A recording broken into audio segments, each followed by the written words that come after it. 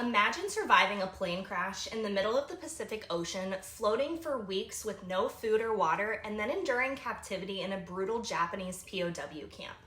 This is the astounding true story of Louis Zamperini, an Olympic athlete turned World War II bomber whose determination and strength kept him alive against all odds. Louis Zamperini's story began in 1936 when he competed in the Berlin Olympics as a middle distance runner for the United States.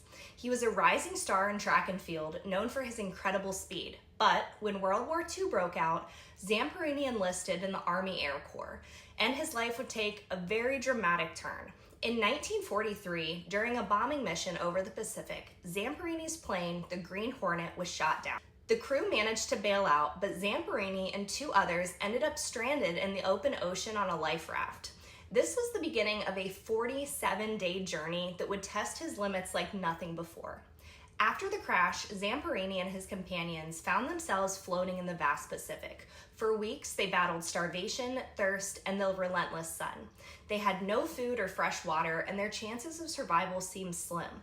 Despite the dire situation, Zamperini refused to give up. He used his athletic training and mental strength to endure, catching rainwater in whatever containers they could find and attempting to fish with makeshift tools. The sharks that circled their raft and the constant threat of dehydration made every day a life or death struggle. After 47 days adrift, the men were spotted by a Japanese ship. They were captured and taken to a Japanese POW camp where they endured brutal treatment. Zamperini was subject to horrific beatings, forced labor, and near starvation. His spirit was pushed to the brink as he was moved from one brutal camp to another. In 1945, as the war came to an end, Zamperini was liberated after more than 2 years in captivity. He returned home to the United States, but his struggles were far from over. Haunted by the trauma of his experience, he battled PTSD and anger and even contemplated revenge on those who had tortured him.